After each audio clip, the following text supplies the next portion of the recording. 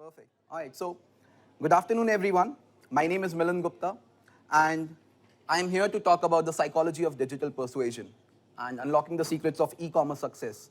But before we dive into these secrets and the topic for today, I would want to tell you a story. Because let's be honest, who doesn't love a good story, right? So picture this. I'm 14 years old. I'm sitting in my one-room apartment, and my mother is in the kitchen and cooking food for me. She's calling me for the dinner. This kitchen is super small, which has been placed below the staircase very cleverly.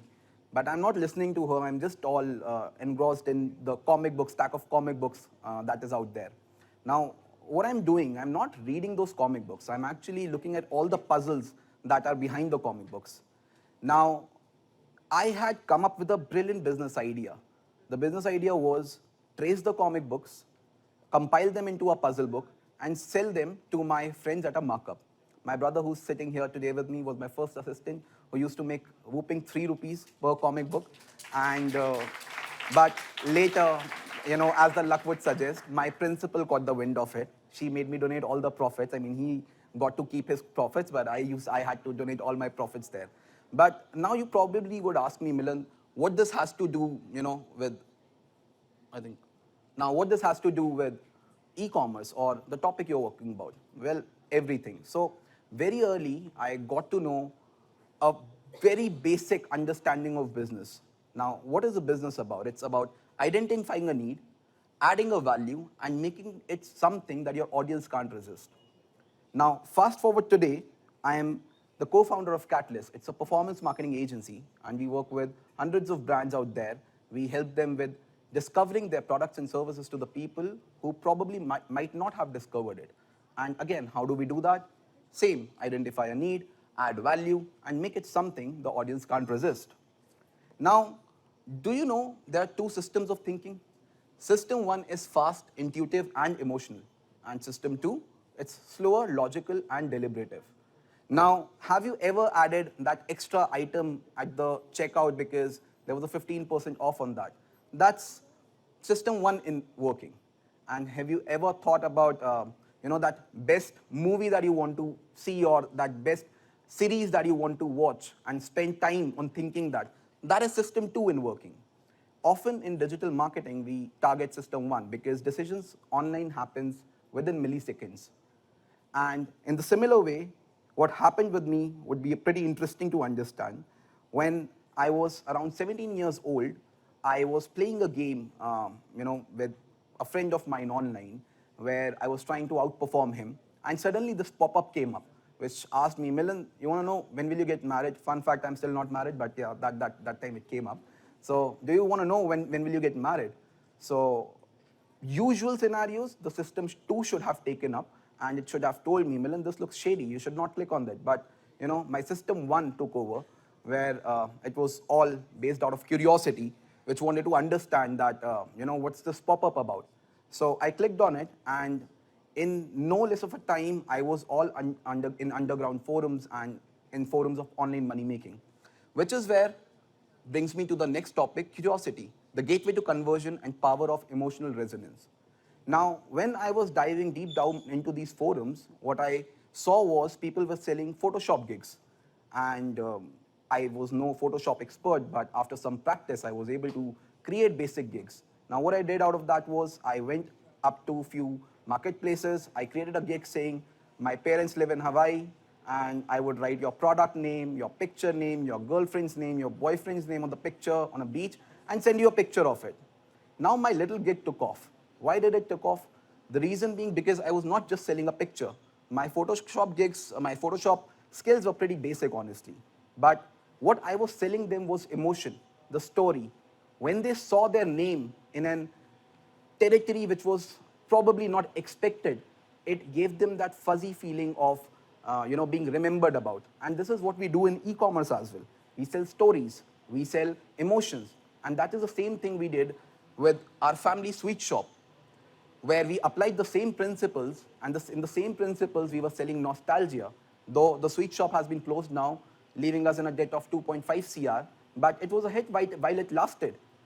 And if I may show you, this is what we did. The 55-year-old couple in Indirapuram serve best ghevar in Delhi NCR. The place in Indirapuram does Koki Tandoori Chai for 30 rupees.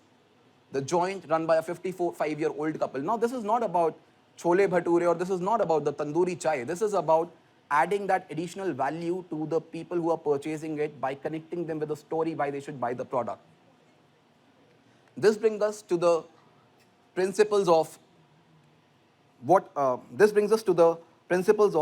emotional resonance. So, reciprocity is the first one, where we add another extra item to a cart when we want a free delivery. I'm pretty sure you must have seen the commitment and consistency. Have you seen those emails in your inbox which tells you, we miss you? That reminds you of your initial commitment that you placed on the website. Social proof. Have you ever found yourself ordering food from a restaurant just because it has a lot of 5-star reviews? That is all about reviews. Authority.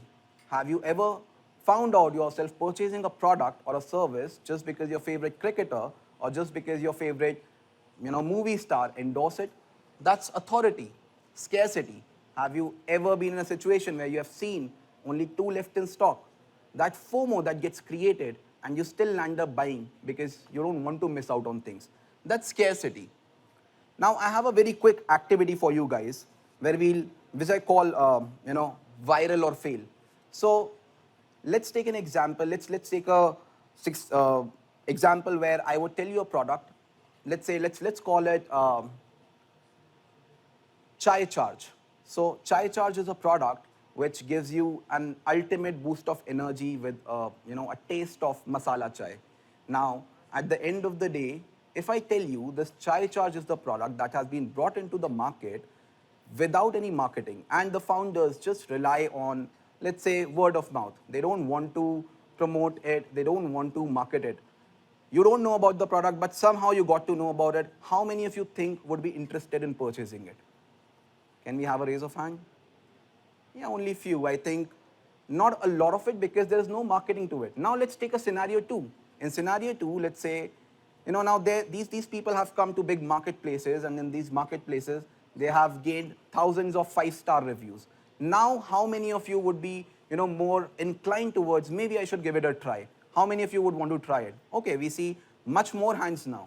Let's take another scenario 3. In scenario 3, let's take an example of where probably your favorite cricketer or a movie star is telling that, before going to the cricket practice, they take this Chai Charge to boost up their energy, and they're promoting that all over the social media platforms and different other activities. Now, how many of you would be more inclined towards purchasing it? So that's perfect. Now you see how from scenario 1 to scenario 2 to scenario 3, the hands raised more and more and more. The reason behind that is, at the end of the day, those are the things that influence your actions when you're making a purchase online. This brings us to our next topic, biases, cognitive biases. So there are 2 kinds of cognitive biases, and cognitive biases are nothing but a shortcut to brain that our brain takes without us knowing these actions are being taken. So anchoring bias is the first bias, where at the end of the day, the first information that is given to you, you take decisions on the basis of that particular information. So that's the reason when you find yourself in a situation where the brand is telling you there's a 15% off going on, you still know the prices probably are inflated. You still end up buying it by telling yourself that it's still cheaper, that's completely fine, I'll still buy it. That's anchoring bias. Bandwagon effect. It's the same thing. Now, if my favorite cricketer or my favorite actor is endorsing a product, it should be good, right? That's bandwagon effect.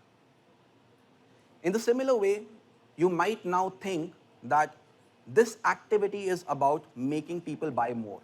This thing is about manipulation. But let me set the record straight. This is not about manipulation. This is all about understanding people on a human level, understanding what ticks them, understanding what makes them add to cart, understanding what makes them buy. That's the reason why your favorite food delivery app sends you these beautiful notifications, and at the end of the day, when you're feeling sad, that brings a smile to your face. Why that happens? That happens because these people understand you on a human level. They call their delivery partner heroes. Why they call that? Because again, it's not about manipulation. It's about the long-term authenticity. At the end of the day, with wrapping this up, and psychology of digital persuasion is not about trickery.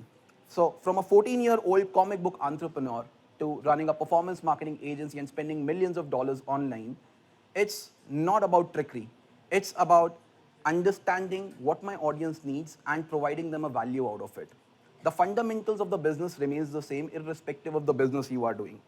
In this big online marketplace, everyone is trying to connect one click at a time. Either you are starting up, maybe you are adding a product at 2 a.m. in the morning and not able to figure out why you are doing that. Everyone is trying to figure this out. So thanks for your time and attention. It was a pleasure being here. And as I always say, in this world full of pop-up, be the notification everyone wants to see. Thank you, Milind.